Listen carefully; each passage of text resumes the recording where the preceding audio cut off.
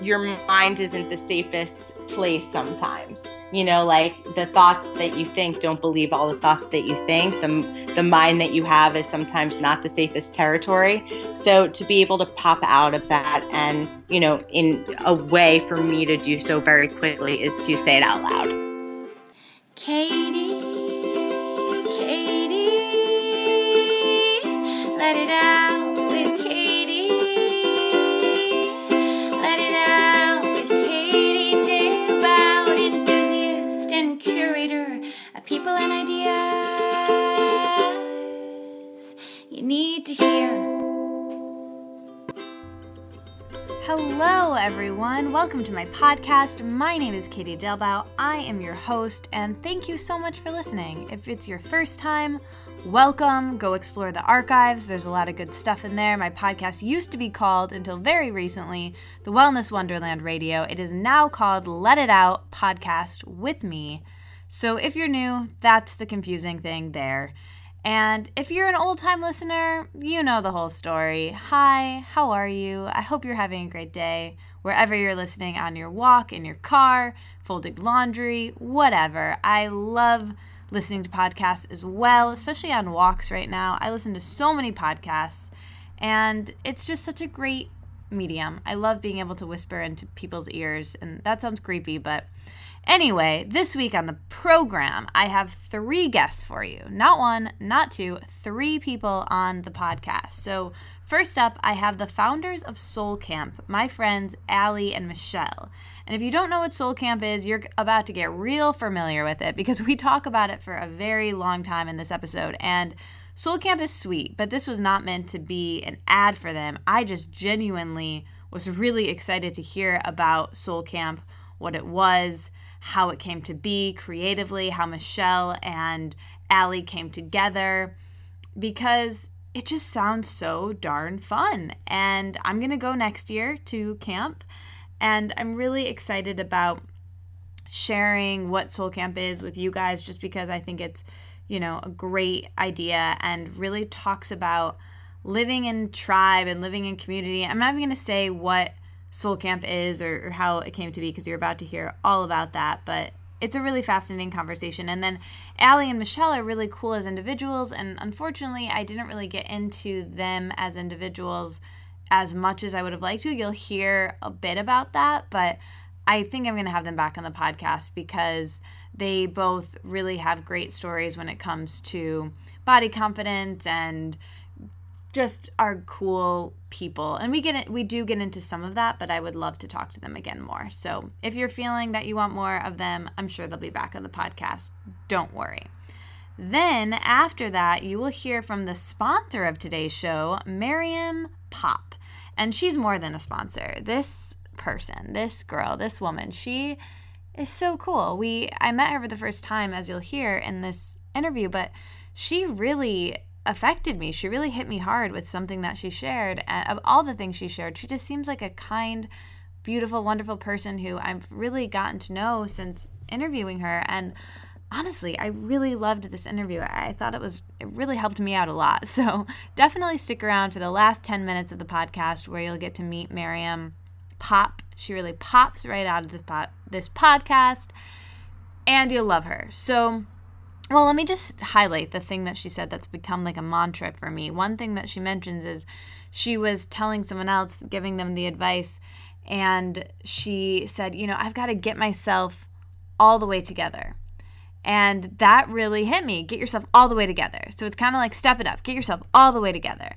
So anyway, you'll hear her talk about that and a bunch of other things. She's really awesome and cool. And that's basically it. So let's get right into those interviews. Actually, I'm going to tell you some announcements. First up, I am still on my book tour. So if you haven't checked out my book, go ahead and get yourself a copy. It's called Let It Out, the same name as the podcast. That's very simple to remember. So, you know, go grab one. It's at Barnes & Noble. It's on Amazon. It's very easy to find. So that's what's happening with that. I'm also going to maybe be coming to where you live. So next weekend, I will be in Columbus, Ohio, doing a book signing at the Book Loft, which is an amazing bookstore there, with my friend Simi, who is hosting it. We're going to do a Q&A, and then the next day we're going to be speaking on a panel at the Wonder Jam, which is this amazing, amazing place. Check them out online. The link will be in the show notes. So come to that. Come to both of those things if you're in Columbus. And then the following weekend, I will be in Chicago on July 16th doing a book signing at a bookstore there. Again, link in the show notes for info on that. And then I will be actually in Michigan the following weekend, I think, doing a talk at a yoga festival. It's called Barefoot and Free that my friend Beth is putting on. And I'm really excited about this festival. I'm actually giving a talk called Make Your Body Your Masterpiece, Not Your Life, which is a cool topic, and I'm really excited to share more about that. So if you're in Michigan, come to that yoga festival. I'm going to be there barefoot and free doing yoga, so come say hi. It's going to be a blast. And then the following weekend after that, I believe, is the first weekend in August, which will be the one where I am in Toronto doing a live podcast episode with my friends Davida and Nikki. So info about that coming soon, but just keep it in the back of your mind if you are in Toronto. Cannot wait to see you Canadians. So that's all I have to say for travel. If you like the podcast, please leave a review on iTunes. It sounds like a silly thing to do, but I really do read them all. It really helps people find the show. Subscribing on iTunes does as well. And sign up for my email list because, well, you know, honestly, I really like my email list better than everyone else. And I share more vulnerable things in there. I wrote an email last week where I just got really nice reactions from you guys. It was called Why I Don't Want to Be the Next Gabby Bernstein Anymore. And it was just a vulnerable thing to share. And I love Gabby, which comes up in that email, but it was just an interesting thing that I shared. So if you want, you know, emails from me like that are more personal, sign up there. You'll also obviously get info on the podcast and what's happening and where I'm going to be.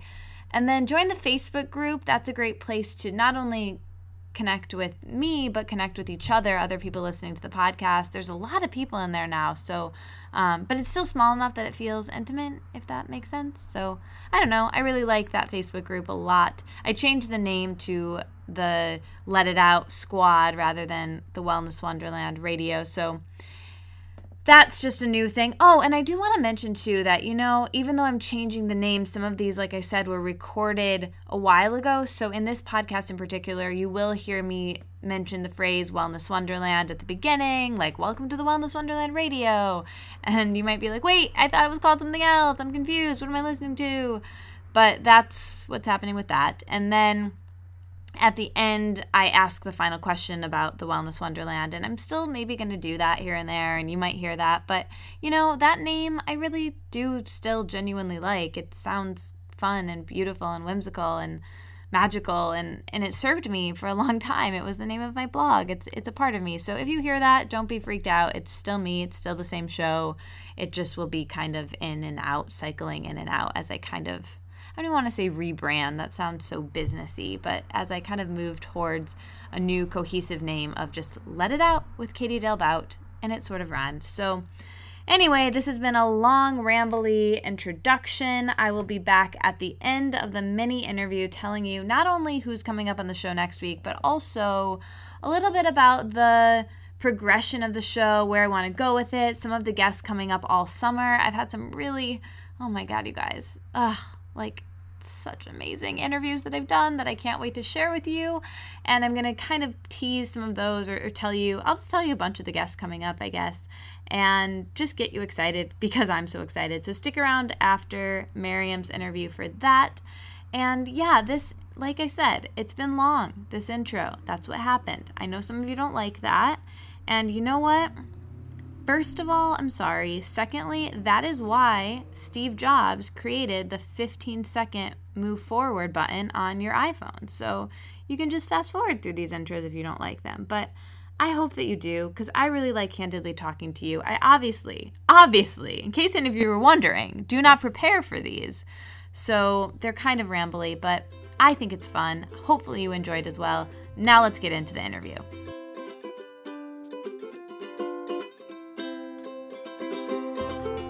Welcome back, everyone, to the Wellness Wonderland Radio. I am so excited to have two guests in Wonderland today, the founders of SoulCamp, Michelle and Allie, and I have met them in person. I love them both. I've been following their work for a while, and I'm so excited to get to chat with you guys. Thank you so much for having us. We're happy to be here. SoulCamp loves Wonderland. We're pumped. Yeah, SoulCamp in Wonderland. Yes, SoulCamp and Wonderland are like two birds in a feather, I feel.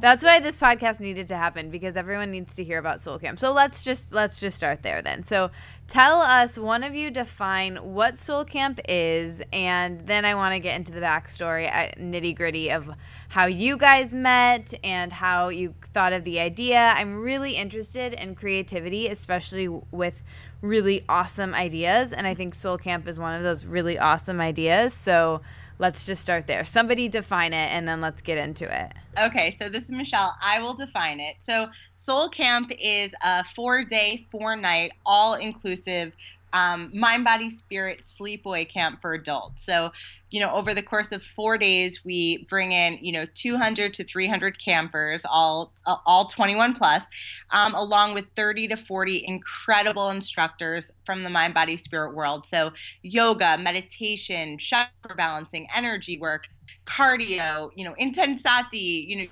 stand-up paddleboard, you name it. Instructors, and they put on the camp. So every period, we have a few periods each day, and every period campers go from workshop to workshop to class to class. We have about 10 different classes happening simultaneously each period, and it's like an amazing sleepaway camp experience. Everyone lives together in bunks or little cabins or cottages. We all eat meals together, so it really is a unique wellness experience, unlike anything that's currently out there.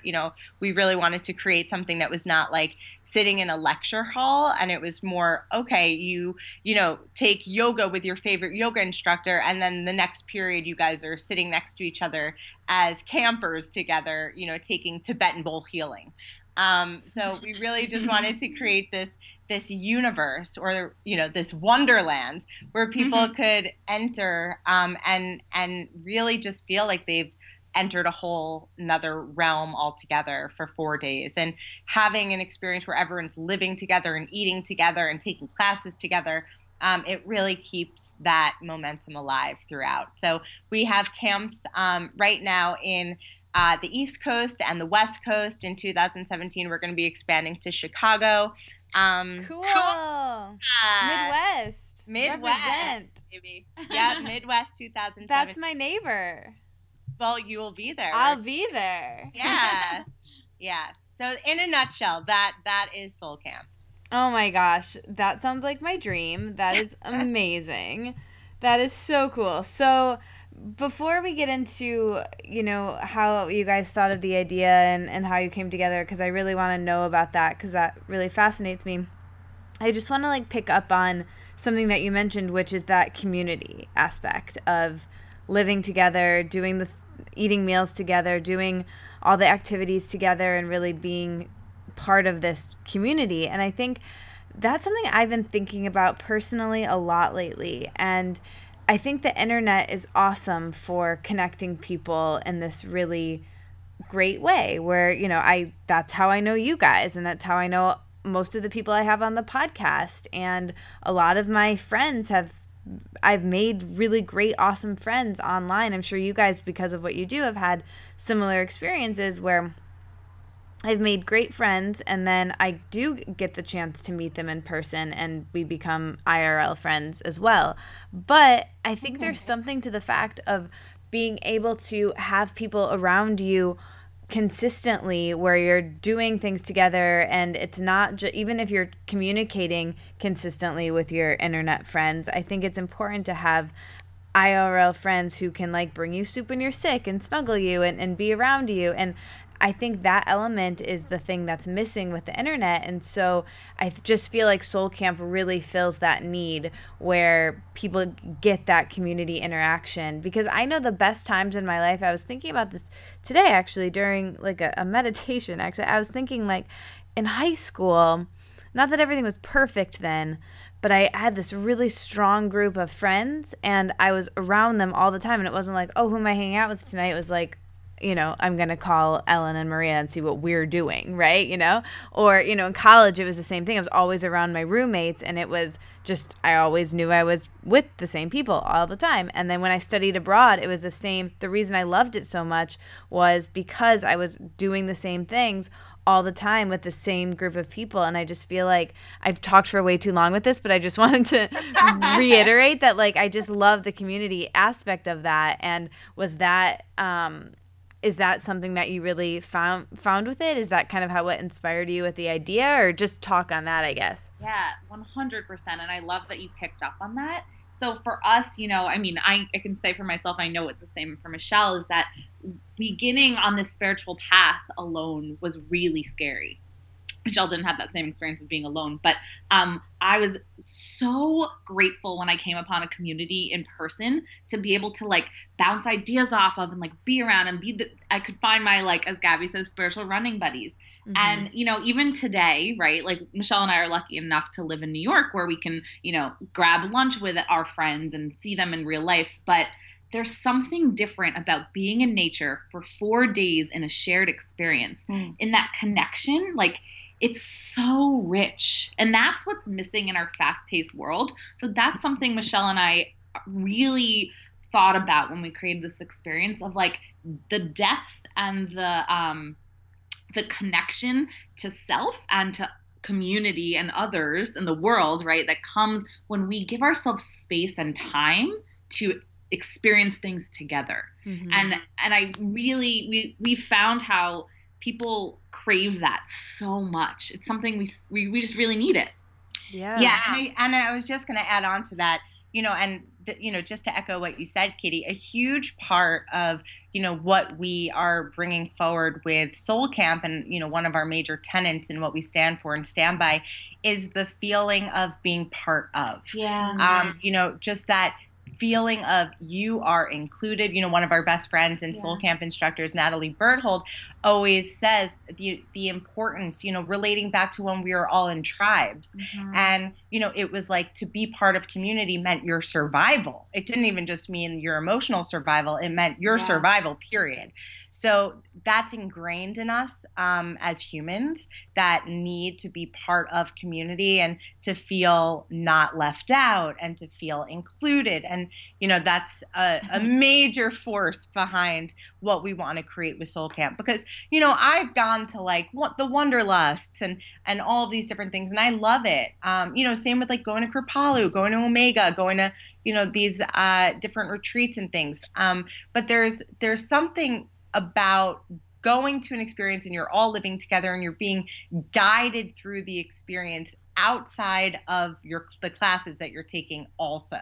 Mm-hmm. So it's not just in the classes, but it's 24 hours. You're really being guided together. You're eating all your meals together. We have all our nighttime activities together. And I think this is just a point, that really is embedded for us because of our own sleepaway camp experience. So Michelle and I went to camp together and, we didn't have the best time at camp. We had those feelings of being alone, of not fitting in. And so when we created this, we basically were what would be the camp of our dreams? What would it feel like if we were to be a part of, if there was oneness at this camp?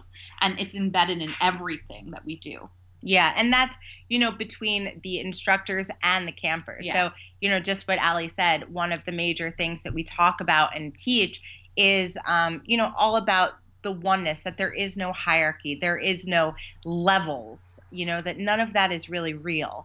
And, we start with the instructors and, really just reinforce, listen, no matter how many Instagram followers you have or book deals you have or whatever you have, all of that is completely off the table and doesn't matter. And you don't even have Wi-Fi, so no one will even know, during this experience. So cool.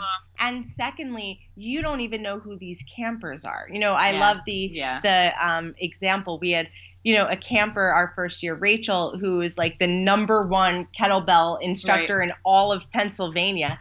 And, we just said these campers are your teachers also. They're not, just people that you're teaching and you're guiding, but, it swings both ways. So to create an environment where it doesn't feel oh, that person's on a stage and is therefore not my equal in some way. All of that is removed at camp also, which is really beautiful. Yeah. Gosh, I want to live there. Yeah, many people say that. Is there plans to expand to a SoulCamp commune instead of camp, just Soul Commune, and we all just live there? Yeah, we've been asked. It's funny. You never know. Yeah. Well, it's like we work at a communal like workspace in New York. They're now doing live-in spaces as well. So Really? No. Cool. Yeah. WeWork started a We Live. Yeah, we live. Yeah. Oh, I didn't know that. Yeah. So the need and the want for this type of community all the time is definitely present. Yeah. Do you guys think the internet and how connected we are all the time on there? This is my opinion. I want to see what you guys think of this while we're on this subject. I feel like the internet kind of makes a false. It's like, virtual reality that we are connecting with each other. But really, it's kind of pretend. Yes, you're making real connections, but it's not the same as living in tribes and being around people like we're meant to do as humans, as animals. And so I think we're like getting a taste of it. So we feel like we don't need it necessarily, but we so do to this extreme level. And I think that might be part of the appeal of this and of turning off your phone and just being present. It's just to me it seems like such an amazing opportunity for presence, which is something that we so lack. I would love if you could talk about that and what it's like to not have cell phone service with all these people. How did everyone react to that? Well, we told everyone from the get-go, so they knew, going right. what it was going to be like. But, cell phone and social media, and I can talk for myself too, I use that as such a shield, for like social anxiety. If I feel any anxiety coming up, or if I'm feeling like left out, or I immediately start scrolling through Facebook, immediately start scrolling through Instagram. I take myself out of the game in order to like not feel those feelings. And, to be in a place where you don't have that shield and no one has that shield, so everyone's, completely vulnerable, it just allows for a level of connection unlike anything that I've ever experienced before. And, I really think that, like what you said, in this digital age, so many of us have, our limit of 5,000 friends on Facebook, and, we're talking to our community all the time, but there's this sense still of loneliness. There's this sense still of, still yearning for more and more and more. And like, we don't really know where that comes from, that like wanting to connect with more people and more people and more people and friends, and it's like, what is that really coming from? And I think a lot of it is exactly what you said, Katie, that we really yearn for that actual face-to-face community. And with social media, how it is, we forget that, it's almost like a great false, exactly what you said, a false life of, oh, but I have all of these friends and I'm talking, all the time, and I'm on Skype all the time and I see everyone, but there's still this yearning, and, we might not even be aware of what it's for, but, what we really feel is that it's that yearning for real connection in a way that we're not experiencing it right now. Yeah, and there's something to be said for just, you can't even describe it, but the magic that happens, yes, just with one-on-one friends, but also when you're in bigger community. It's like, there's just something that transpires, and it's the thing that can't be named, right? Like that's touching the universe, God, whatever you believe in, when you can feel that between a person. And, I just wanted to add, it's like a lot of resistance does come up for people, because you ask, like, how do people react to that? Like, they know going into it, but, we notice, like, people waiting to sign up till the last minute because there's a lot of resistance to committing to something like this.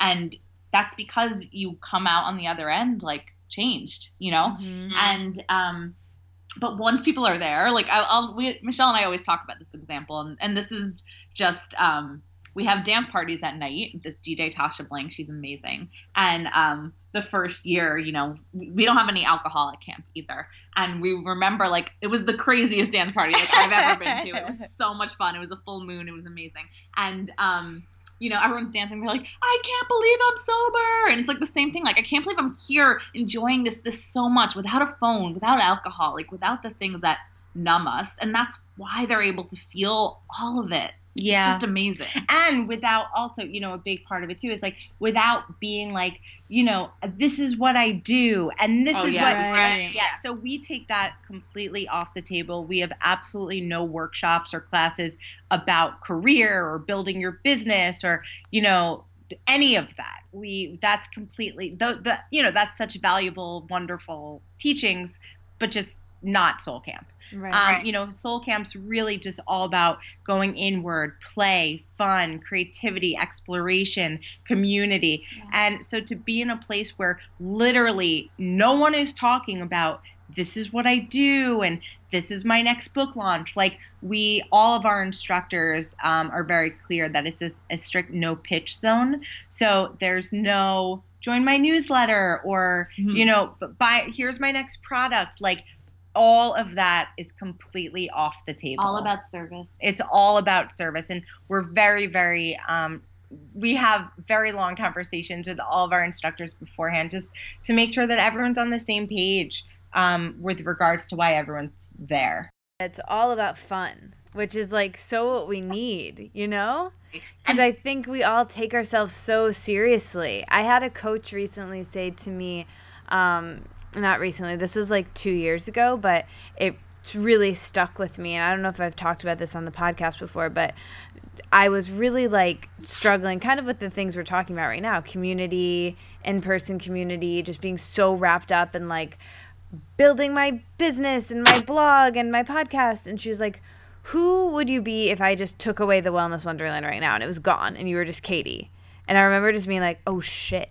Like my whole identity is wrapped up in this. And that was like a wake up call for me to be like, never mind. I'm going to like put this aside for a while. And I stopped doing the podcast for a while and I like was in between seasons and I like figured out who I was beyond this. And that was really important. And I think our identities get so trapped up into our career and our relationship status. And so it's so good to just go and strip all of that away and just be Michelle or Allie or Katie or whoever. I love that. Yeah, and it's, all of us are in this space of service in some way, right? So, and we all are so passionate about what we're doing. And so it's very easy, I think, for us to have our identities wrapped up in that. I mean, I remember years ago, Allie remembers this, like, I would introduce there was no separation between me and I Am Creative, which was my branding agency. There was I would introduce myself as I Am Creative. I wouldn't even introduce myself as Michelle. And I was like, I am my brand. I am my brand. I am my brand. And in doing so, I completely lost who I am outside of my service to people, who I am outside of that. And getting in touch with that is, such a key to true happiness. It's interesting. Yeah. I don't know if you guys can relate to this, but it's almost like we get such interesting reactions from people, right? It's like, oh, you wrote a book? Oh, you're talking about wellness? That's cool. So it's easy to engage in that. It's ego, right? It's it turns into yeah, that's who I am. I'm this amazing, passionate, really caring person. But no, that what we're saying, it's that isn't who you are. And it's really funny this is coming up because Michelle and I just had this talk this week of it started to feel, we noticed the second anything in our business starts to feel heavy or draining, we notice it instantly and we're like, what's going on? And we realize we're not playing. We're not having the fun that we're saying. So we just we have play dates every month scheduled and each person's going to take turns organizing the play date for the month. I already know what I'm doing. Oh my God, I'm so excited. Yep. And it's a surprise and it's so fun. Oh, I want to know what they are. Michelle, you'll have to email me and take Allie off. Yeah. But and I like saying that for anyone that is an entrepreneur sharing a mission. It's you have to live and breathe that. And if you're not, just notice it and pivot. That's all you need to do. It's so easy to get lost. Nice word. Pivot. Yeah. Makes me think of basketball. Yeah. Michael Jordan, Space Jam. Yeah. No, it's so true though. I mean, I have this weird thing where I I want people to know about what I do, not only so much as, and I used to talk about this a lot actually, that like I loved back when, before Instagram, I was really into Tumblr.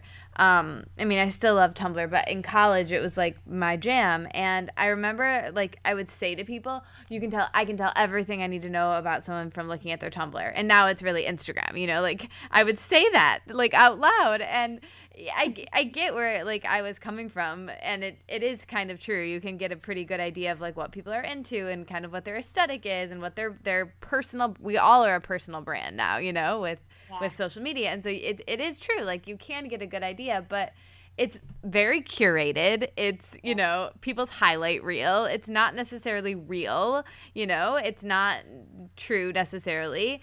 And that's okay. Like my Instagram feed is definitely not what my day looks like every single day. You know, my Snapchat maybe is closer to that, but like it's curated, and I do that purposely, and that's okay. You know, we want to it's like putting a certain face forward to the world and presenting yourself in this, you know, certain way. But I remember thinking like I would really want people to see either my website or my Tumblr or my Instagram, so then it was like less work for me when getting to know someone, because they could just be like, oh, I see what that girl's all about. Okay, I got the green juice, I got the spiritual thing, got it. I know she has picture. They had like a clear picture of who I was. Whereas like that's just who I am online, or who I was online, and getting to know me as a soul and as a person. That's why I think the name SoulCamp is so fitting, because you're getting to know each other by your souls, not by your online presence or, you know, who you are in the world. You're really like stripping all of that away, and that's why it just sounds so powerful, and I want to go like tomorrow. I'm so excited.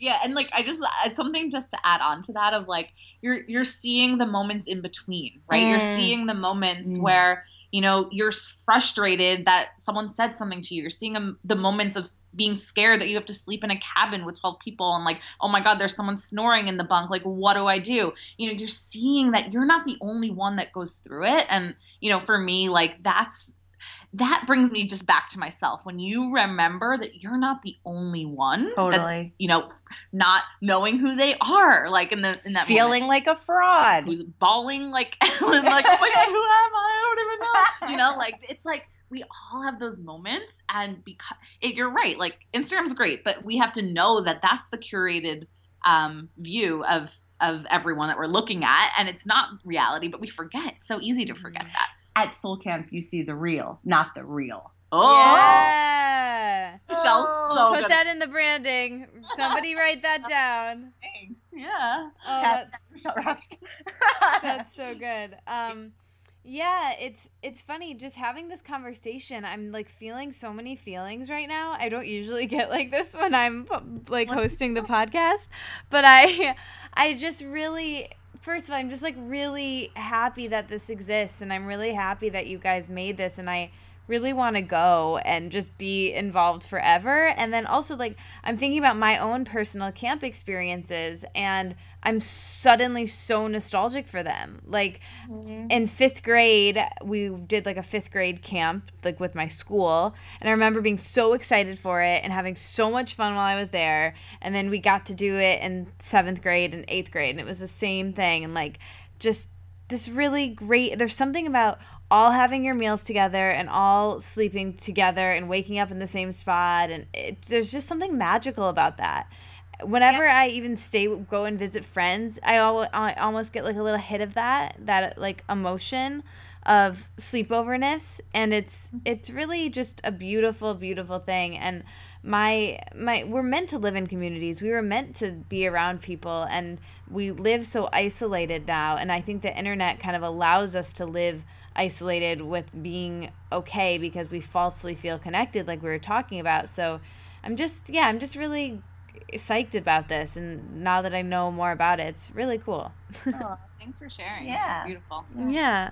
So did you guys, I want to take us back to how the idea came to be, but I have another question about SoulCamp. So about how many people are at each thing? And then you said the evening activities and the meals are all together, and then there's the different periods where people kind of pick and choose where they go, or different things going on at once. Give us a little bit more of like the day-to-day.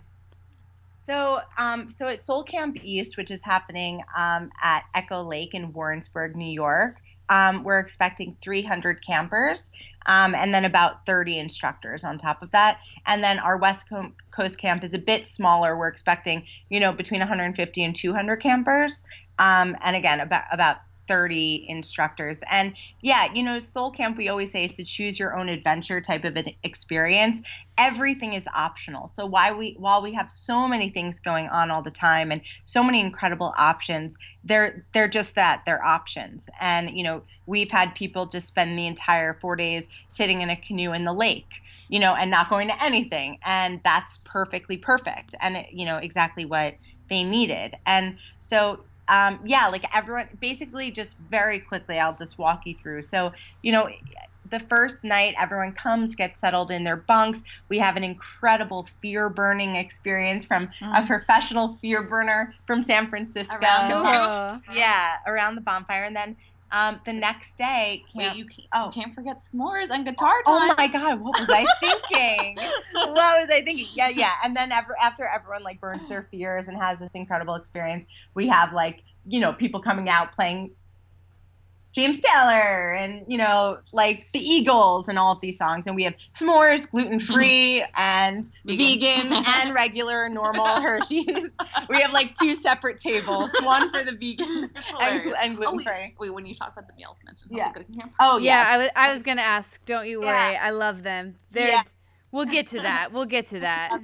Yeah, and then the next morning, bright and early, Reveille goes off, if you can remember from camp, and everyone heads up to the flagpole and and everyone has breakfast together. And so, like Ali just mentioned, all of our meals were created from Healthy Cooking Camp, our incredible friends, Robin and Quinn. And also, might I add, the first 2 guests of the Wellness Wonderland podcast, Robin and Quinn. That's amazing. They are soul campers for life. Yeah, that's such a funny connection. Yeah, so all of the meals, breakfast, lunch, dinner, so are so unbelievable. We have it's healthy, nourishing camp food, basically. And we have vegan, gluten-free, dairy-free, soy-free options available at every meal. And we really cater to, everyone's, we understand the importance of feeling really nourished and loved through food while you're going through transformational experiences. So that's a really big part of camp.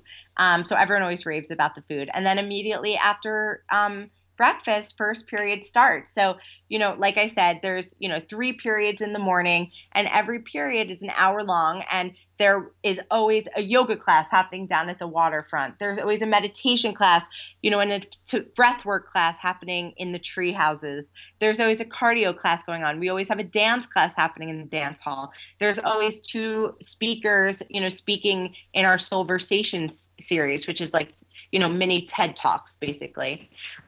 We have intuition workshops, astrology, numerology, psychic, angel work, energy work happening at all times. So people go from every period, they pick and choose what classes they want to go to. And like I said, there's always a yoga class going on. But for instance, first period will be like Kundalini yoga with Danielle Mercurio. Second period will be, Hatha yoga with the bearded yogi. Third period will be, it changes every single period, the type of class and the instructor. So people can go to a yoga class every single period and have a different experience every single period. Same with cardio, same with meditation. And we're bringing in a lot of creative workshops this year. So we're having an improv teacher and a singing and voice teacher. Yeah, and we always have dream catcher making and different art classes. Yeah, and Satya from Satya Jewelry makes mala beads. Comes and makes mala beads with everyone.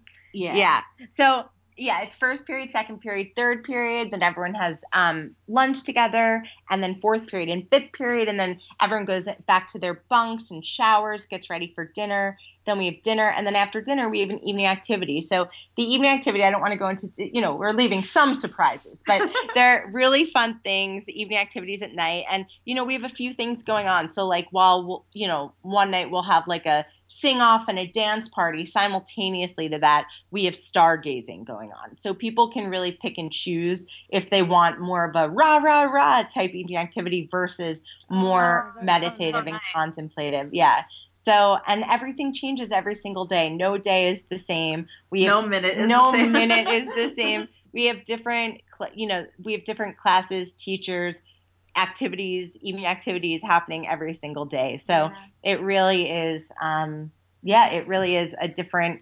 experience every single time you come to a soul camp, and every single time, every single day.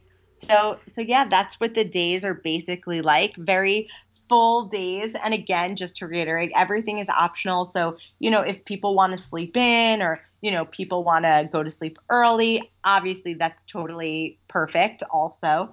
But yeah, we have a lot going on at all times. Oh my gosh, it sounds so much fun. I know that everyone right now is like going to sign up. So do you have the dates? Can we say the dates? Oh, we can say the dates. Okay, so our New York camp, as Michelle said, is in Warrensburg, New York at Camp Echo Lake, and that's August 24th to 28th. And then our California camp, which is in Wonder Valley in Sanger, California. At the foothills of the Sierra Nevada mountain range. It's in Central California between LA and San Francisco, so you can fly into either. That's October 25th to 29th. Cool. Okay, well, for everyone listening, the link is in the show notes. Go sign up now and get your spot. This sounds amazing, and yeah, everyone listening is just going to want to sign up because I do. It's so cool. And so we did, Katie, I want to just say this for the listeners. We have a payment plan offering this year. It's $100 a month for the year. So it's just like per month. $100 per month. Oh, that's so cool. That makes it really easy. It's really digestible that way. Totally. That is so cool. I love that. So let's go take a step back. This should have been probably the first thing we talked about, but I really want to know how this idea came to be. How did you guys meet? How did you guys come together? And when did you have this idea for Soul Camp? How was it born? We love talking about this. Okay. So Michelle and I, as we said before, we actually went to the same sleepaway camp growing up. So this was an 8-week sleepaway camp, went every summer for 7 summers, but we didn't know each other there because Michelle's a few years older than I. So that's the first miracle. We actually went to camp together. So we were in the same place at the same time. Weeks. Yeah, and I knew who she was because you always look up to the older girls and you're like, oh my God, they're so cool. But she had no clue who I was. And then years later, 15 years later, flash forward, I was a student of Gabby's and in this whole spirit junkie world in New York. And I had heard of Intensati and had taken a couple classes, and that's a mind, body, spirit cardio workout that was created by our friend Patricia Moreno. And Soul Camp instructor. Yeah. She kicks off all of the Soul Camps with full camp Intensati, which is so fun. So she was doing a flash mob in Washington Square Park, and I remember wanting to go. I was like, that's so cool, basically mobbing New York with love. And I couldn't go, so I looked at pictures on Facebook afterwards, and I see Michelle, this girl in the back, wearing hot pink leggings, and I'm like, do I know that girl? And I remember texting my friend. I was like, oh my God, Michelle Goldblum, my Jewish friend from camp, is in this Intensati mob. What? So I friended her on Facebook, and, it was so crazy. There were so many synchronicities. I was doing, and still I'm doing, design for people in the wellness space. Michelle was leaving her corporate job and starting her own branding agency. It's with the same clients, same exact clients. So we had some interest. Michelle was like, I like you telling that story. Yeah, because I had, Ali said, I just left big corporate advertising and started I'm Creative, which is, working with people in this world. And I looked on Ali's website and saw that she had worked with Gabby and, all of these people. And I remember I called my mom and I was like, someone's already doing it. And that just shows so where I was at that point. Talk about not feeling that there's more than enough for everyone. Talk about not feeling the abundance of the infinite universe. But I called my mom, someone's doing it already. I made a mistake. And then, Ali and I made a date to meet each other live in person at Jivamukti Cafe. And the night before we were supposed to meet at Jivamukti, we end up being in a breath workshop next to breathing. An invite only. Invite only. It was so crazy. Like breathing next to each other. And that's like how we met for the first time. Like we were breathing. And Michelle, we were breathing. Michelle, we'd be breathing. We were always in. It was so funny because Michelle and I just became really, really close friends quickly, and like all of our friends used to make fun of us, being like I remember this distinct memory walking in Williamsburg. Which, it was like this cool hipster area, and like Michelle and I are like literally doing camp cheers and like being the corniest people in the world, and they're like.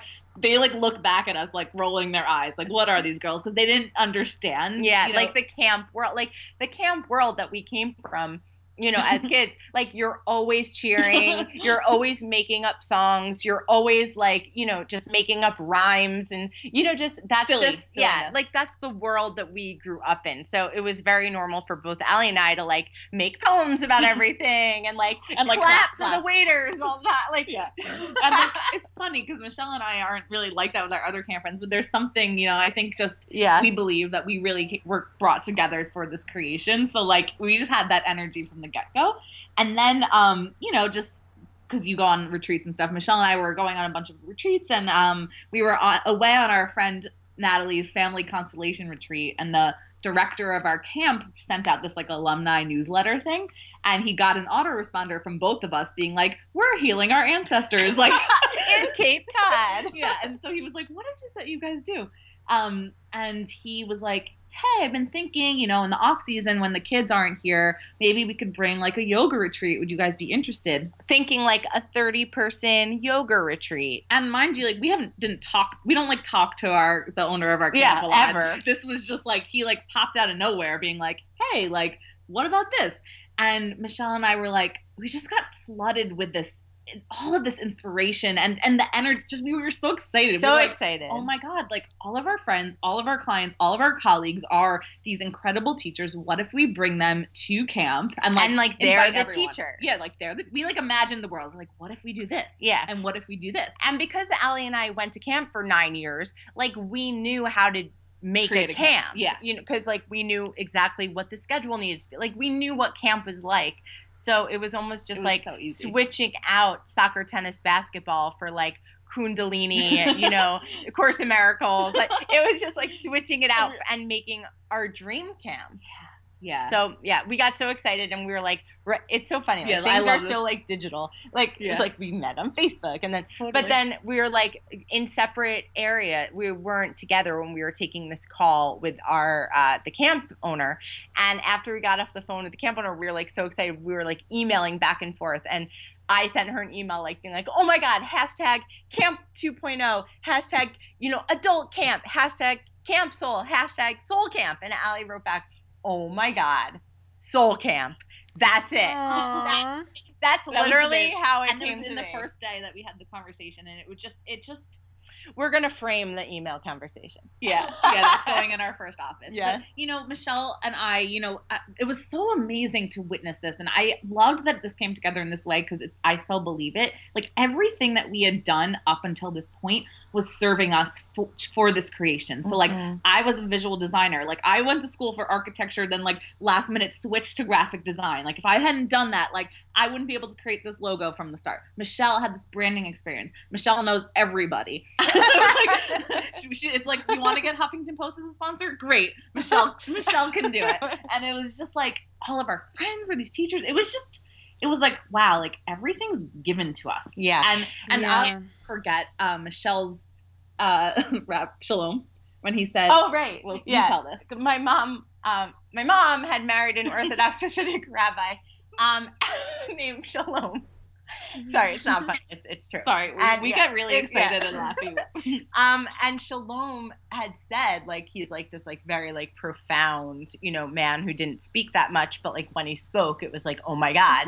And he said, he was like, sometimes, you don't find your mission. sometimes your mission finds you. Ooh, and we're like, deep. oh my gosh. Yeah. Yeah. So that's, and it was just like we were creating from such a place of joy. And from the get-go, we never were like, oh, wow, this is our business. Oh, yeah, Here no. is our business plan. This is our projection. This is our goal. It was never like that. It was like, oh my God, let's get everyone a camp. And like that's always how, oh my God, let's have everyone wear rainbow and tie-dye. Oh my God, like let's have, it was just like so much joy and fun and excitement. And when we reached out to everyone to be a part of it, like we reached out to like our 40 instructors to be like, hi, we're creating this thing. We can't pay you. Do you want to come? And like, everyone that, said yes. Have like huge audiences. We were just like, what? Like people flew from it was, and this is such a big lesson for me, just because I'm such a perfectionist. And I remember this email that Michelle wanted to send out to invite everyone, and she was like, slap together a logo. She goes, slap it together. And I was like, you don't slap together a logo. That's like not what you do. She's like, you just need it's just fine just to send out an email. I'm like, okay. And then like I sit down and I make this, I wish I could show you right now, the most hideous logo. It was not. Okay, but it's like tie-dye grass. Like I'll send it to you, Katie. Anyway, it didn't matter. This is the whole thing. All of that doesn't matter because it's the energy that you are embodying that matters, right? So it was like, that didn't matter. Didn't matter what it looked like. And it applies to everything. Yeah. But yeah. And miracles happen. Like when you're operating from that place of such joy, such excitement, such purity. I mean, we were not like, how much money could we make? Like that was not part of this at all. Like we did not look at this at a a business at all. And you know, we had SoulCamp2014.com. Yeah, it was SoulCamp2014.com, which like shows you where our mindset was at with regards to what this was, which was a one-time like thing that we were doing.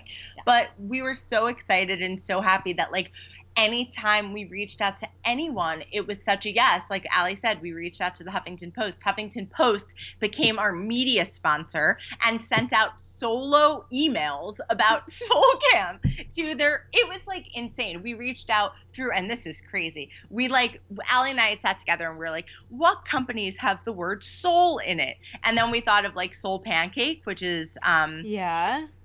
So like I literally sent an email to info@soulpancake.com and they wrote back and they were like, our founder, Rainn Wilson, is very interested in this. Yeah. Like let's discuss.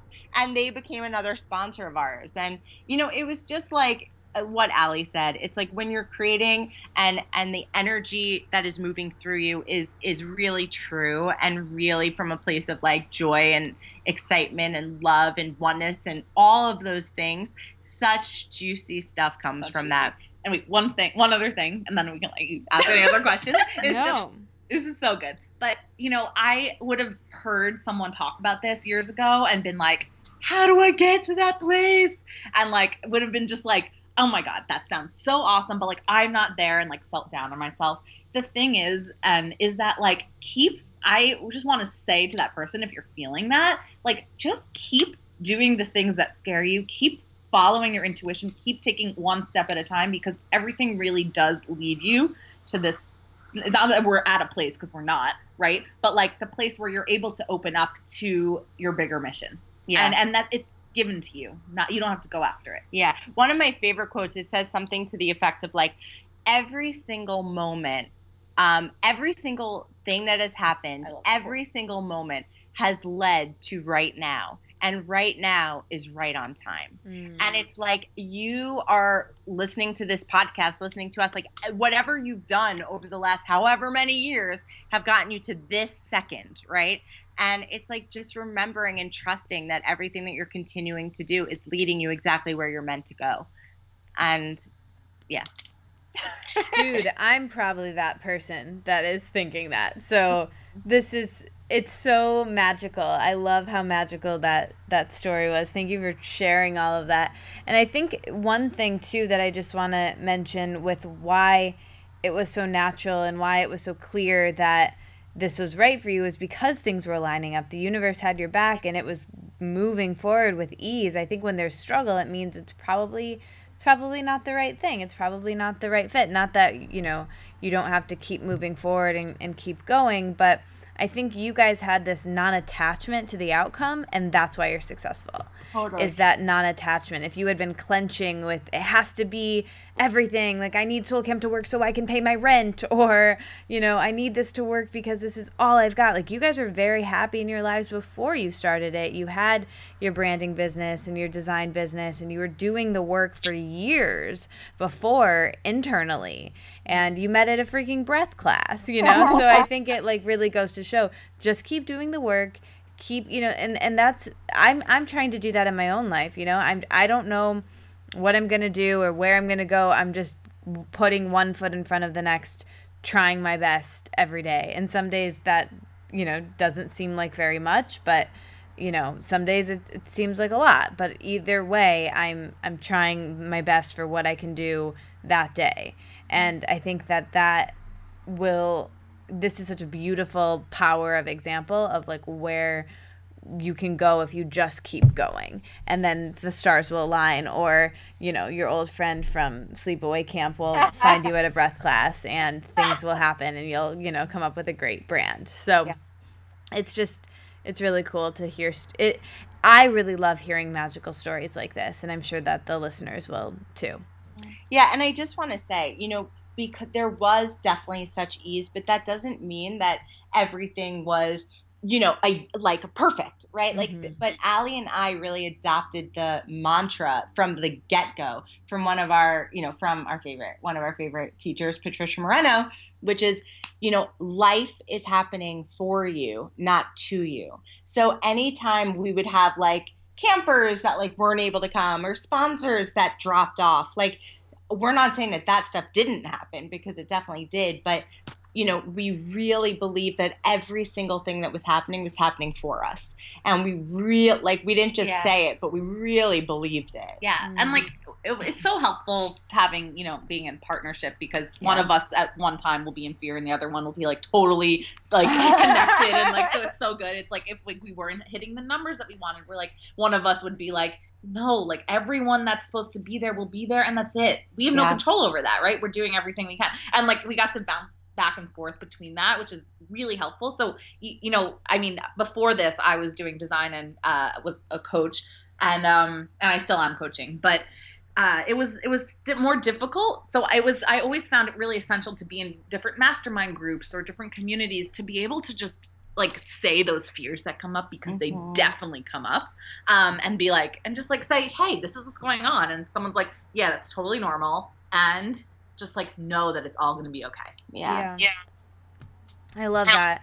One more question about SoulCamp before we talk about other stuff. And it was so, usually I don't talk about one thing for the entire time, but this is just so fascinating to me that I had so many questions. But I want to know what the experience is like for you guys as instructors, or not instructors, as directors of all of this.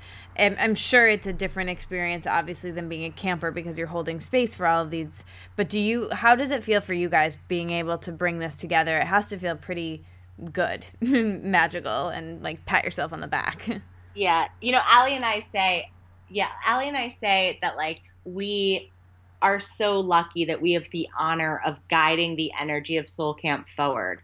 And we really believe that it's, you know, and operate from a place of, it's not about us at all. Like, I will never forget, I didn't even want to put us on the website. Like, Allie made us be on the website. Like, I didn't want to put body confidence coach came in and said, "Nuh-uh, we're doing this." Yeah, like I didn't even want to put our name. And it's so much joy in doing the work. But yeah, seeing the end product, we're really in awe. I think that is like the best way to put it.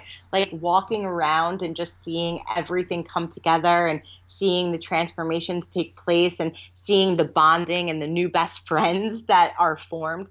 It's really the sense of awe and wonder. And, you know, I'll never forget the first SoulCamp. Allie and I were like sitting on our porch, and everything was like, Allie and I like didn't have anything to like do in that moment. And like Nisha Moodley, who was one of our instructors, came forward, and she was like, you know, there comes a point where you're juggling the balls for so long, and then all of a sudden you realize the balls are in the air and they're moving on their own, and you no longer need to do anything. And so it was such like a beautiful like moment of like, wow, we've really juggled the balls like every single day for a year. And to be able to like in this moment, let go of the balls and see that the balls are still, rolling on is really beautiful. Yeah. And I'll just add, it's such an incredible experience. And it's so, I think Michelle, both of us have like grown so much through this. And I won't ever forget that first year. So after the last night, so we do this beautiful ceremony the last night, not going to share what that is either, but afterwards, we said a couple words and we went back into this, like we ran into this closet and we started hysterical. Literally, we like ran into a closet and we started crying and we were like, I can't, like, everything, all of those moments of pain and struggle were so worth it to be able to be here in our truth. Like, this is who we are, and in that respect of like, it's SoulCamp for me has allowed me to really step into who I am and be able to express and showcase that in a way like that I always say this, like, I never could have imagined this. Right. Mm-hmm. I never could have imagined this. So for when people talk about purpose and mission, I'm like, you don't even know what's in store for you. Like, you can't grasp it because you're at a different level of awareness of what's even possible. Right. So yeah, it's been just a rich experience in terms of personal transformation and just like witnessing how something like this can even be created. Yeah. So inspiring. I love it. I want to switch gears a little bit and talk about something that we talk about in the show every time, which is body image. And I know it's... Ooh, I didn't know that this was coming. What? No, just happy. We love talking about body image. Okay, great. Yeah, and so this is what, one of the questions I ask everyone, and obviously I think you guys know a bit about my story, but it's been my biggest struggle, and so this podcast really comes out of my personal need to ask what I'm curious about, and then as a byproduct, much like with SoulCamp, it, helps a lot of other people when they listen too. So That's why I asked this question. So I would love to know, where are you guys with that? I know, Allie, I first found you through our mutual friend Isabel's online program where you were a guest speaker, which was so cool. And I thought you were awesome from that day forward. So I'd love if you could, and you still are a body confidence coach, so I'd love if you guys could both kind of tell your stories with body image and where you're at today with that. And if that even, I don't know if it does, but is that something that ties into SoulCamp in any way? So my story around body image, I don't know how in-depth. I know this could be a whole nother podcast. I know. I think, Katie, we need to do another one, don't you think? Yeah, totally. I'll definitely share a little bit, for me, how I was sharing about how at camp, like, I did feel really left out and I never felt a part of. And a big piece of, probably the biggest piece of that was my body image. I was always a little bit pudgy and overweight and would look at these girls that to me like had it all together. And I was like, I just felt so different. I felt like a freak. And I know that word is so strong, but I remember feeling like my body had really let me down. Like I was given like, it's like God forgot about me and I got this like horrible body. And it's just so interesting looking back at pictures and seeing like, oh wow, like looking at how cute I was, but our self-perception really dictates our reality. So that's what really brought me to my knees. And I know, Katie, you have that similar story. It was just like, I can't exist like this anymore. And I always thought like the answer was losing weight. So I'll never forget after college, I was like, all right, like I'm not happy. I need to lose weight. And I hired a trainer and lost 40 pounds. And I remember I got to that place and I was like, I'm more miserable than ever. Like this isn't what I thought it would be like. Like I feel so insecure. I actually felt less safe in my body because men were looking at me in a different way. And I then really got it. Like, this is an inside job. So I just dove head. I was like, I can't live like this anymore. My life, as they say in the 12 steps, my life is unmanageable. I cannot live like this. So I just dove head first into self-discovery and really figuring out who I am from the inside out. And, that's led me to work with amazing mentors and just learning to love my body. And it's a journey that way I will always be on the rest of my life. But I know that I've come to a place where I really understand that my body is my teacher and my greatest asset. And in terms of like teaching me everything that I need to know. And I, have been able to bring on a perspective where I can look at myself in the mirror and see how beautiful I am. Mm-hmm. And that doesn't mean that's every day or every moment. But the fact that that's even possible in one moment is a miracle. So, that's where I am today. And in terms of, and I'll let Michelle share, but in terms of SoulCamp, how that is embedded. We do have some classes, and I teach my body confidence classes there. But a bigger part of it, and is the message that I believe in, is that we have to start living life now, right? So like we had a lot of women that came that were like, I want to lose weight before I come, or like I would never normally do something like this, and we were like, come. Right. And they come, and then they realize how they can have fun and how they can be seen, and it's not dependent on them losing weight. And so it's not like we overtly talk about that, but it's a huge piece just underlying. What do you do when you have a bad body image day or a bad body image moment? Really good. Really good. How do you shift out of that? I let myself experience it first off. I cry and, I acknowledge, I'm like, I'm having a body image moment. So now I know exactly what's happening, and I'll actually call Michelle, or like I'll be in front of her and I'm like, I feel like I just gained 20 pounds in the last 2 minutes. Is that true? I just I have someone that knows me, and she's like, you're having body dysmorphia. And I'm like, okay. Yes. And then I just acknowledge it. And that doesn't mean the rest of the day that I'm not in it. Sometimes, and then I'll start applying that to everything, and everything is kind of off. And, for me, it's always been prayer and meditation that I then, when I'm ready to shift out of it, I go to, and I just ask for my thoughts to be healed. I just ask for my thoughts to be brought back to love, and I don't try to do anything. I just ask. And now that I've built this beautiful relationship to God that is just everything to me, it's something that allows me to shift through that. I love that. Yeah. Will you say that line again? I ask that my thoughts be shifted to love. Is that how you said it? I ask my thoughts be brought healed. Yeah, to be healed. To be healed, because I'm not thinking with my right mind in that moment. So good. Thank you for sharing that. Okay, Michelle, I want to hear your story with this too. Yeah, well, my story, I actually, when I was younger, I was very, very, very overweight. I was size 22 in 8th grade for my 8th grade dinner dance. That was my dress size.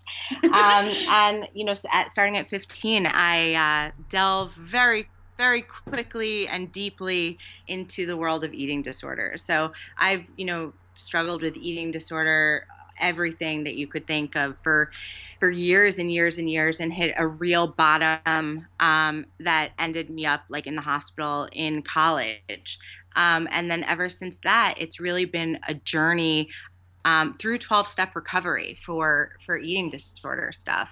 And so with regards to body image, like Ali said, with body dysmorphia, that's definitely something that I struggle with, and, I'm still learning from and learning about. And but for me, what has saved me and helped me is exactly what is such a tenet of SoulCamp, which is community. And like I said, I'm in 12-step recovery for the eating disorder, and it saved my life being in a community of other people who go through similar things as I do, and who think similar thoughts. And just like what Ali said, to be able to say to someone, hey, this is what I'm thinking.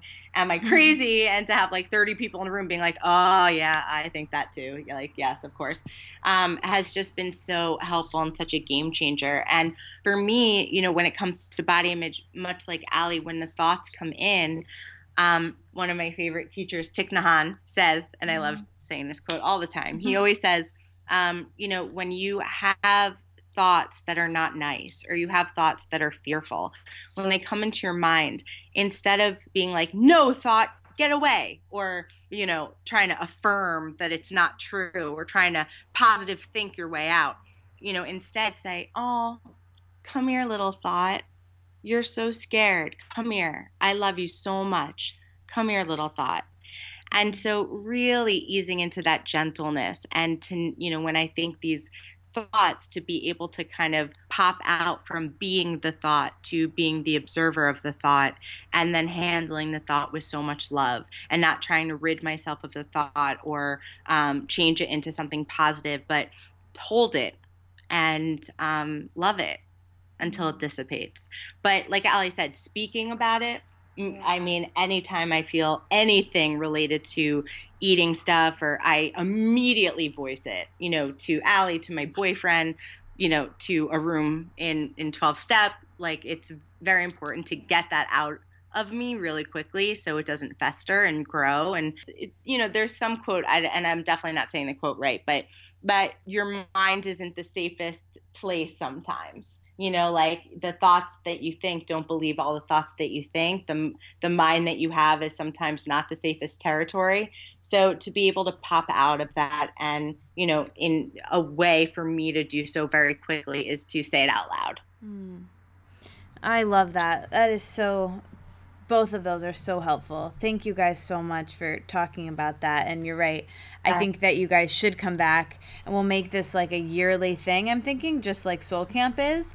And we can talk about a variety of other topics next time. But I want to ask one more question. Maybe I can ask this question every year when you come back on the show. It can be our like annual thing. But usually I ask this question in the context of a dinner party. But for you guys, I'm going to ask it in the context of a camp, of SoulCamp. So if you could have 5 people who are either guest instructors or campers, dead or alive, they can live wherever, who would you want to come to your SoulCamp, and what would you have them teach or cook or whatever, and why? Maybe each of you can pick like 2 and you share the third one for each of you. How's that? That sounds perfect. I can go first. So my favorite teacher in the world is Amma, who's hugging India. Yeah. My mom is actually at her ashram in India right now for the next month. Cool. But yeah, she's a love bug, and she is, for me, like just the pure example of divine love. And service, and she lives her life giving for the sole purpose of giving love to the world. So to have Amma there, just like placed in a bunk, like the Amma, people just like go in and like get hugged. That would be a dream. That would be a dream. This is the best question. And yeah, and I think, you know what I think, and this is when she hears this, if she hears this, she's gonna love it. But one of my first counselors from camp, Mindy Karp, like, which is not like such a far-fetched dream. She wants to come to SoulCamp, but Mindy for me was she showed me so much love at camp, and was so accepting of all of her campers, and didn't play favorites, and was such a love.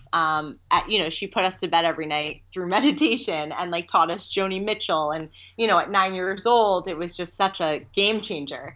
And, Mindy showed me the magic of camp. And so to have her there, I think would be really special also. I love that answer. Yeah. I love it. I know. I'm just going to say our shared person. Who? Tony. Yes! Oh. How did I not even think that first? So Michelle and I, one of our the teachers that we just really have learned so much from and admire is Tony Robbins. And so I know without a doubt that would be the person that we would want to have there. Oh, that's totally going to happen. Like, I can see him It's really not that far away, actually. It's not far-fetched. It will happen.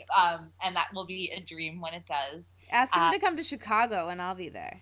You got it, girl. You got it. He's freaking awesome. And then I'm just going to name the 2 people that came to the top of my head. One, Maya Angelou.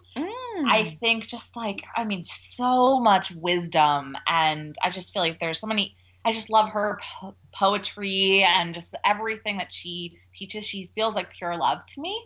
And I would love for us, I feel like there's something really beautiful about learning from your elders. And obviously she's not alive right now, but that would be amazing if she could have come. And Lady Gaga. I know that Weird. Yeah, I knew you'd be surprised by that one. But she is so freaking fierce and surprisingly really connected to the universe and so all about empowerment. And I went to one of her concerts years ago, like years ago. And I remember her hysterical crying. It was a sold out show in Madison Square Garden. And she pointed to someone in the first row and she was like, if you want to be up here, you could be up here. I was you just 2 years ago. Like, and it was so, she was like, all of the bullying that I went through, everything that I went through, I wanted to be this person on the stage. And she's like, it happened. And just yeah, it was one of those moments before I even knew that anything, I didn't even know what spirituality was. And I was just like blown away by that. So I think I would love to have her to show that anything's possible. Love it. Wow, I want to like watch that video of her giving that speech. That is so cool. Yeah, she's real cool. And that she would really like take the dance parties at night to the next level. Totally. This was so much fun, you guys. Thank you so much for doing the show. I do have my final question that I ask everyone who comes on the show, and I'm excited to hear your answers. So as you know, the name of my blog and the podcast is The Wellness Wonderland. So when I offer that term to you, to live in a wellness wonderland, what comes up? What does that mean to you? SoulCamp.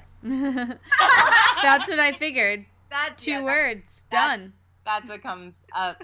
That's what comes up. Yeah, like we created our wellness wonderland. Yeah, you created, like, without even knowing it, like, you created a physical manifestation of, like, everything I do with my blog and my podcast. Exactly. You, like, I'm the internet version of SoulCamp with, like, podcasts and talking to, like, most of your instructors and yeah, and you created the IRL version of Wellness Wonderland. So, yeah, let's just leave it at that. And people can, if they like the show, go sign up to go in IRL. Done. Awesome. Katie, thank you so much. Yeah, Thank you. Thanks for listening, everyone. Yeah, thanks, everyone. So nice talking to you. Woo!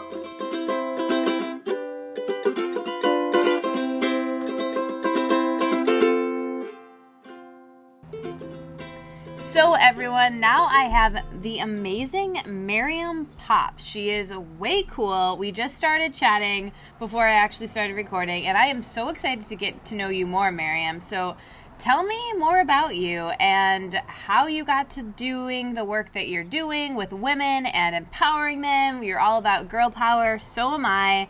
Let me just know all about you. Give us the scoop. Oh, I'm so excited to be chatting with you all right now. So basically, where do I even start? I was a hairstylist for 13 years and just had so much fun helping women feel amazing about themselves. And as my career went on, I realized like I could really help women in a bigger space other than just, making them feel good about how they looked. And on my own personal journey, I definitely had struggled with feeling good about myself, feeling confident, feeling empowered. So I did my own inner work and then just wanted to share that with everyone else. So I created Vibrant Lifestyle Coaching so that way I could empower women with tools to feel good about themselves on the inside. So let's make good food choices and have balance in our lives. Let's have really good relationships with the people around us. Let's feel good about where we work. But I just want to really help women, attain their dreams, live that dream lifestyle. And that's been my personal quest. And I feel like we should all have that. We should all feel confident. We should all feel empowered. And yeah, girl power. It's corny, but I'm a kid of the 90s, so Spice Girls. Yes, me too. I love it. I love it so much. So you are so cool. So when you were doing hair, take us back there. Did you find that you were kind of life coaching and image consulting back then while you were doing people's hair, just through the conversations you were having? Just through it felt like more than conversations. It was the relationships I was building with these women. I would have clients who would come back to me and be like, the last time I saw you 6 weeks ago, this happened. And I would think to myself, what would Mariam say? And it became a joke, but it really felt good inside to know that, like, I was helping people. You felt great, but you also thought, like, you know, Mariam encouraged this, or Mariam gave me this advice, and it worked out, and it made people feel good. And that's what I really, really wanted to get after. It was like, okay, you've got a banging haircut, but you also are getting after life, and you feel good about it. Yeah. Oh, that is so cool. So now I love your tagline. It's your last name is Pop, and your tagline is "Let's add some pop to your life" with 2 P's, which is so cool. So you do image consulting, holistic health coaching. You talk about stress management. How do you help women now? What are some of the ways that you've worked with people? What are some of the results that you've seen? Take us up to the present. Okay, so right now I have one client that I can really think about who was coming out of a tough breakup, and she just felt lost. And so one of the things we really, really worked on together was just defining what her truths were. You know, coming out of a breakup where our heads are just so foggy and crazy and there's so much happening, and I think we forget what really matters to us, what speaks to our hearts. And so that was one of the things that, it just made me feel so good knowing that she could go forward after this breakup. And she's doing awesome, by the way, right now. Like, hey, girl, doing awesome. But just knowing, like, these are things that I want. And these are things, like, I think sometimes we think the things we want we can't necessarily have. We can have it all. We can have every little thing that our heart desires in a healthy, good way. And so that was one story that just really has made me feel kick ass and just really happy for this client, just knowing that she's going out there in the world post breakup, which can be scary, and living in her truth and really just saying, okay, this is what I want, this is what I deserve, and she's getting it. Like, she's not that puddle of tears that she was a couple of months ago. So that's one client that really speaks to me. I have another client who right now we're really working on having her feel good about not just herself, but her food choices. She's coming out of some just like messy thought processes as far as how she should look or what she should be eating, and just really preaching balance, letting her know, you know, you can live your life and still be healthy. I always say, you can have that biscuit. Yeah. We can do these things. And so right now I just love knowing that we can remove the guilt and feel good about our decisions. Yeah.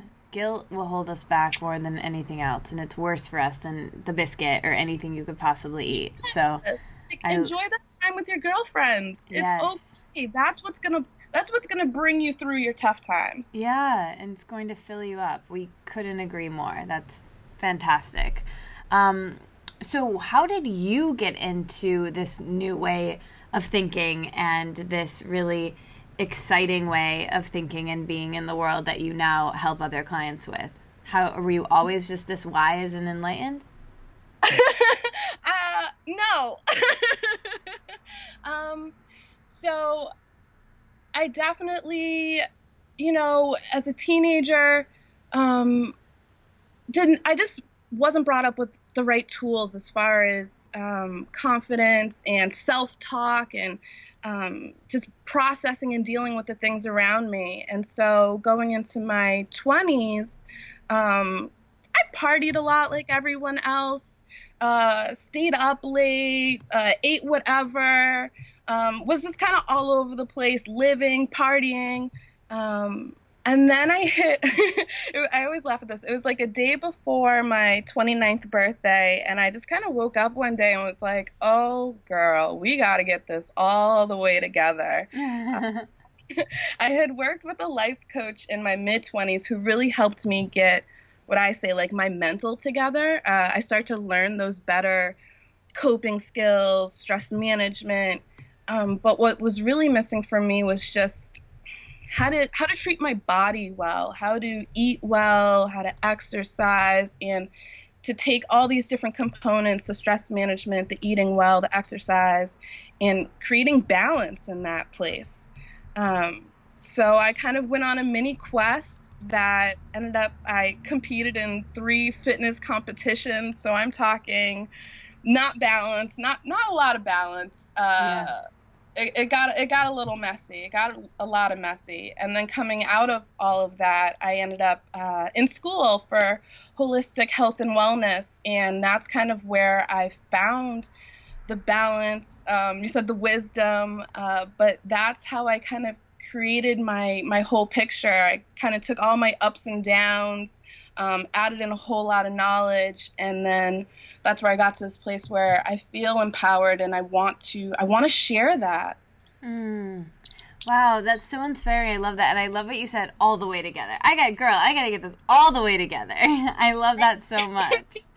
Because I think a lot of us can relate to that. You know, it's like one area of your life might be pretty together. You might feel like you've got your shit together there. And then another area might be in disarray. And I think that's okay. I think that's natural and normal. But I think focusing on, or at least attempting to try to get yourself all the way together is where the goal is. And just knowing that, like, all right, this area might be doing fantastic and we're hitting it out of the park in career, but relationships, not so much. So focus a little bit more on relationships, and career might not be as great for a bit, but that's okay. It's about finding that balance and working towards the balance, even though I think true balance is kind of a myth.